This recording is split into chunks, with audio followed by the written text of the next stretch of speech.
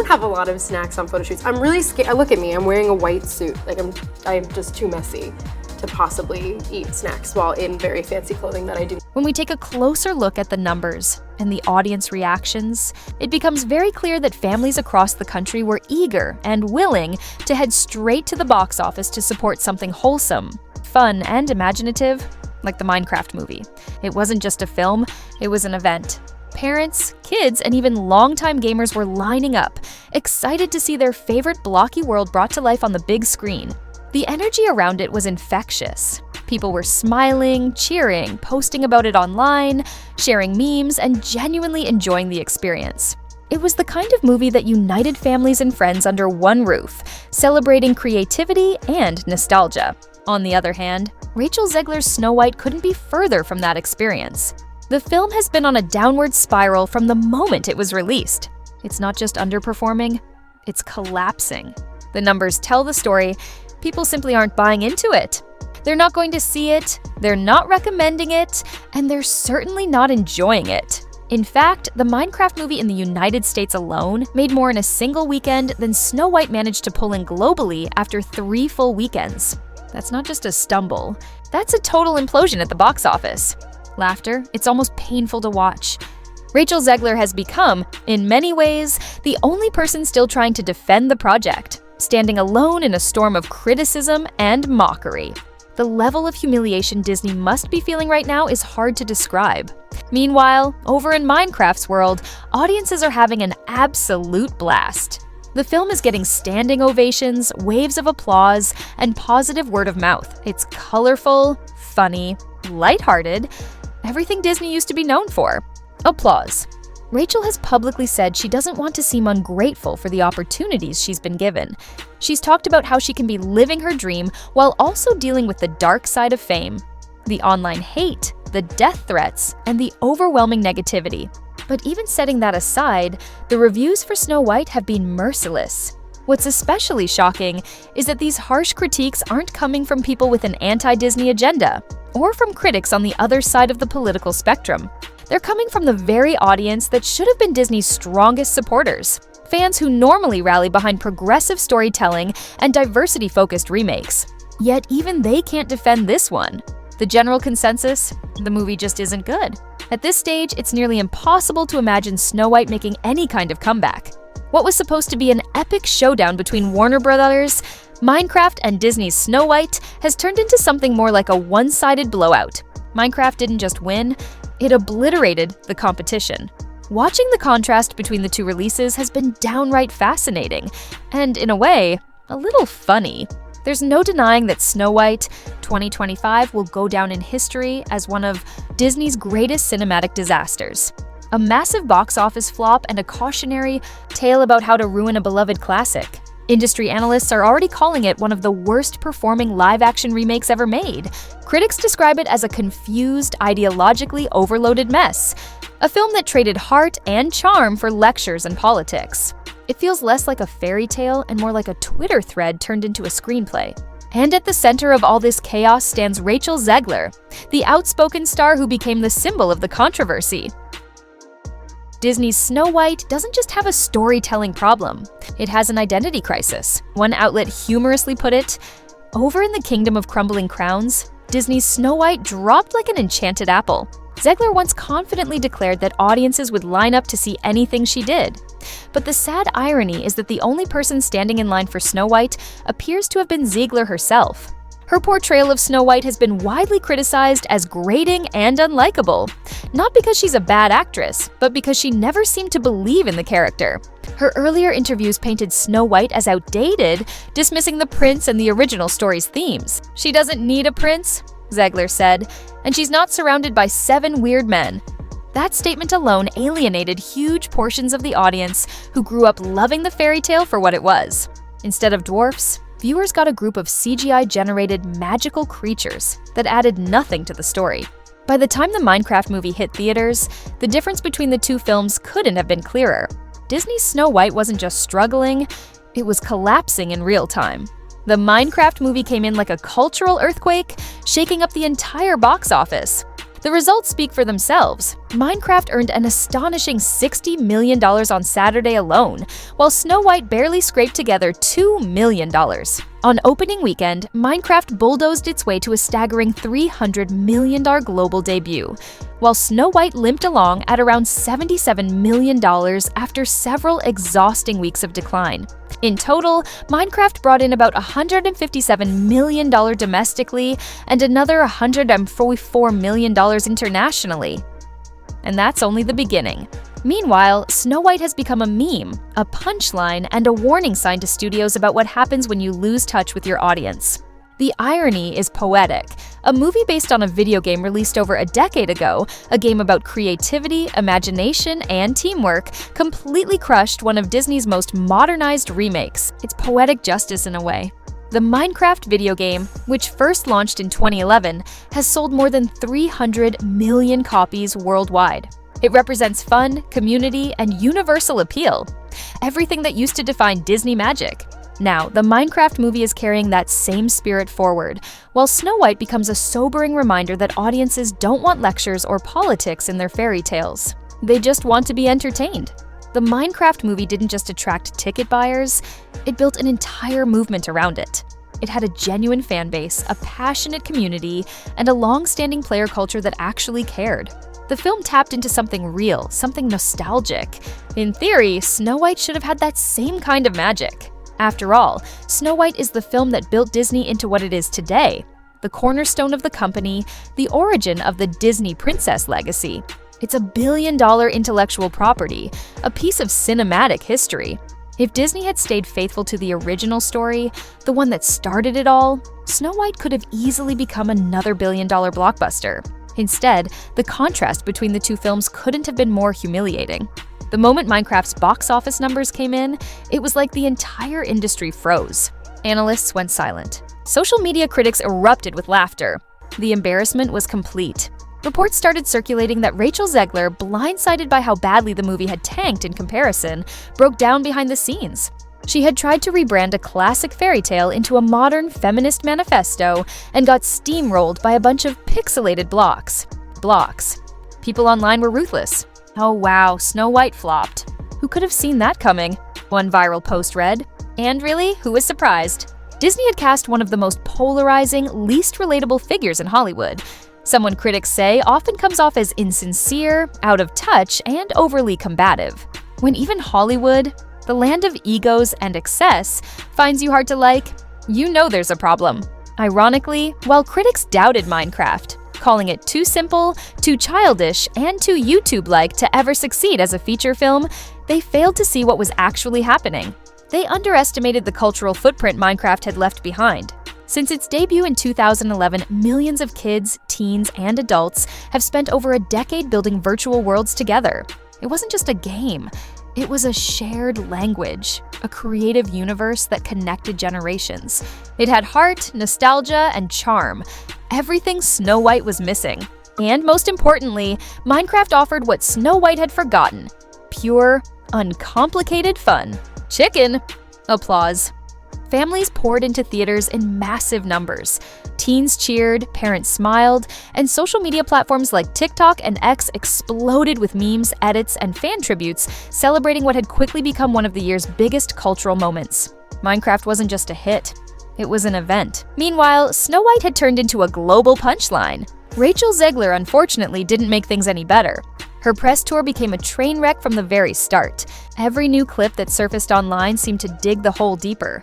There were moments where she mocked the 1937 Snow White, calling the prince a stalker and the love story weird. At one point, she flatly stated that she wasn't interested in playing a character who needed to be rescued. "We wrote a Snow White that's not going to be saved by the prince," she said proudly. She's not dreaming about true love. She's dreaming about becoming the leader she knows she can be. In another interview, Zegler even joked about how she deserved to be paid for every hour the movie was streamed online, claiming that if she had to stand for 18 hours in a dress, she better be compensated accordingly. She laughed about potentially cutting her co-star Andrew Burnap's scenes entirely. "Who knows? It's Hollywood, baby," she quipped. But what she seemed to miss, and what Disney disastrously underestimated, was the emotional connection people had to Snow White. Generations grew up loving that story, that romance, that sense of innocent wonder. To dismiss it as weird or outdated wasn't just tone-deaf, it was infuriating. Fans didn't want to be lectured or told their favorite childhood movie was problematic. They just wanted the magic back. The music, the heart, and the feeling of believing in happily ever after. Instead, they got something cold, condescending, and disconnected from everything that made Snow White timeless. And as audiences turned away, the message became painfully clear. Disney didn't just lose at the box office. It lost touch with the very people who made it great in the first place. Audiences weren't asking for lectures or ideology. They were asking for magic. The kind of magic that once defined Disney. But instead of the sparkle and heart that had enchanted generations, Rachel Zegler came across like a guest lecturer at a film theory seminar, trying to rewrite cinema history one soundbite at a time. The warmth was gone. The wonder was gone. And what replaced it was something that felt sterile, distant, and painfully self-serious. And what did Disney do? Nothing. In all its vast corporate wisdom, the company said absolutely nothing. No course correction, no PR intervention, no clarification. They handed Rachel the microphone and quietly exited the stage, leaving her alone to define the film's image in the public eye. Rather than guiding the narrative or protecting one of their most valuable properties, they let her talk. And the more she talked, the worse things got. Her now infamous quote, "If I'm going to stand for 18 hours in a dress, I deserve to be paid for every hour the movie is streamed," became the stuff of viral legend. It spread like wildfire across YouTube and TikTok and Twitter. To audiences, it sounded entitled, disconnected, and out of touch with reality. Especially coming from an actress still early in her career, the backlash was immediate and brutal. Every new interview clip, every red carpet soundbite, every dismissive joke became meme material overnight. And through it all, Disney stayed silent. That silence spoke louder than any statement could have. Fans began to wonder whether even Disney believed in the movie anymore. The absence of damage control only deepened the confusion.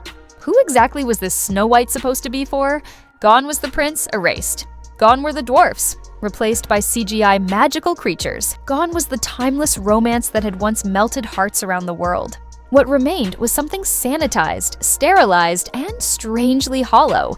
A movie that couldn't decide whether to embrace its heritage or apologize for it.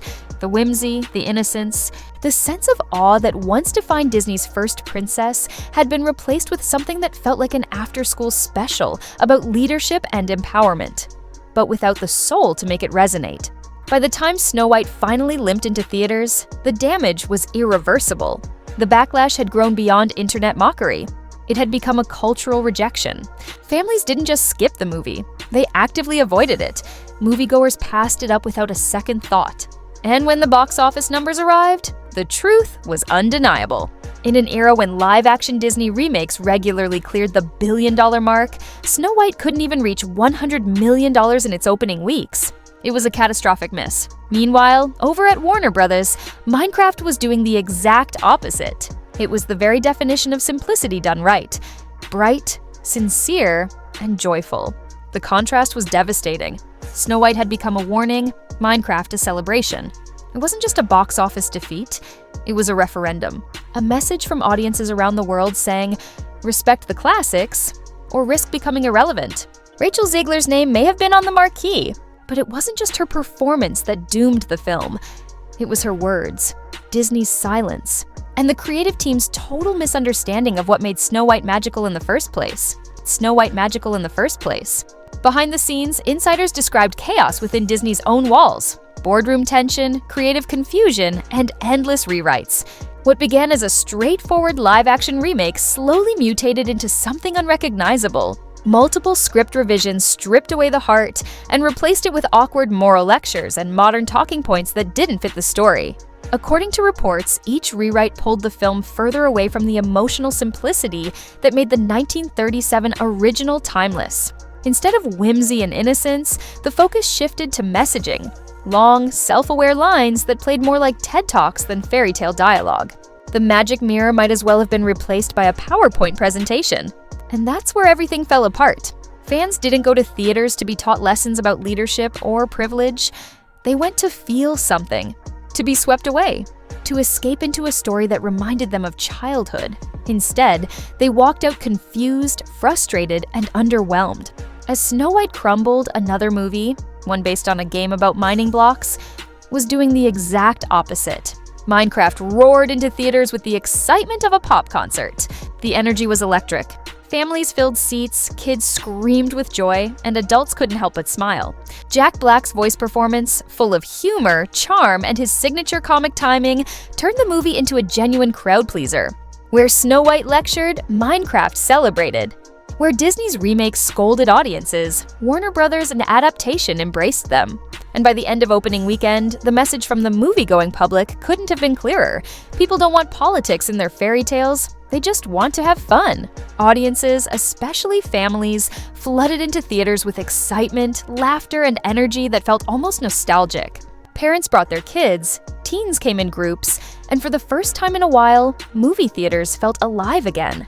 People were laughing, cheering, and even dressing up as their favorite Minecraft characters. Teenagers filled TikTok with endless clips, videos of packed auditoriums, audience reactions, and even spontaneous dance moments during the credits. It wasn't just another movie release, it was a cultural moment. Minecraft managed to remind everyone what going to the movies was supposed to feel like: shared joy, community, and pure, uncomplicated fun. Critics, of course, dismissed it. They called it childish, low effort, and lacking artistic depth. But audiences didn't care. They weren't there for a lecture or a message. They were there for an experience. And Minecraft delivered exactly that. It was vibrant, sincere, and unapologetically itself, the kind of film Disney once knew how to make before overthinking every frame. While Minecraft thrived, Rachel Zegler's public image continued to spiral. She hadn't written the script or directed the movie, yet she became the face of Snow White's failure. Social media turned her interviews into a running spectacle. Her words clipped into viral montages, her expressions turned into memes, and her tone dissected endlessly. What might have started as an attempt to promote empowerment came off as arrogance. Her comments about the original Snow White, calling it outdated or problematic, struck the wrong chord with audiences who grew up loving that story. The irony was painful. In trying to redefine a legend, she ended up alienating the very people who could have supported her. Rachel's intentions may have been sincere, to promote a modern, independent heroine, but her delivery lacked warmth and timing. Her confidence was misread as condescension. Soon, every frustration about Disney's creative decline had a face, and that face was hers. Adding to the chaos was the casting controversy. Snow White, described in the original fairy tale as having skin white as snow, became the center of a cultural firestorm when Disney cast a Colombian-American actress in the role. Supporters hailed it as progress, a celebration of inclusivity and representation. Critics, however, accused Disney of rewriting history for the sake of optics. It was no longer just about storytelling, it became a symbol of cultural tension. Comment sections, forums, and social media threads erupted with debate, each side louder than the other. What should have been a moment of unity became a dividing line.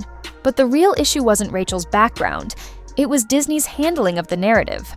The company that once understood how to create timeless magic seemed to have forgotten how to communicate with its audience. Instead of addressing concerns or setting expectations, Disney stayed silent, and that silence was deafening. Fans felt unheard. The trust that had built over generations began to crumble. Snow White didn't just flop at the box office, it exposed a deeper problem. It revealed a studio that had lost touch with its identity.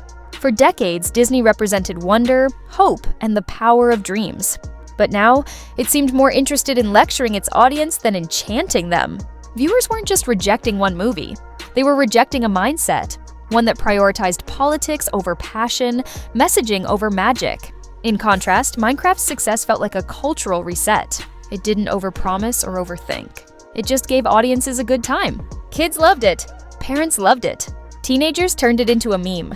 It was a win not just at the box office, but in spirit. Minecraft celebrated imagination, while Snow White dissected it. One embraced its roots. The other tried to rewrite them. And in that contrast lies the story's real lesson. Minecraft proved that sincerity, fun, and faithfulness to the audience's expectations still matter. Snow White, for all its ambition, proved that you can't reinvent magic by talking down to the people who believe in it. Rachel Zegler wasn't the villain, but she became the face of a larger problem, a Hollywood experiment gone wrong. What's left is a fractured fandom, a wounded brand, and a reminder that sometimes the secret to box office gold isn't reinvention, it's respect. Because when you forget why people fell in love with your stories in the first place, no amount of rebranding can bring that magic back. Sometimes the smartest thing a studio can do is stop talking and let the fairy tale speak for itself.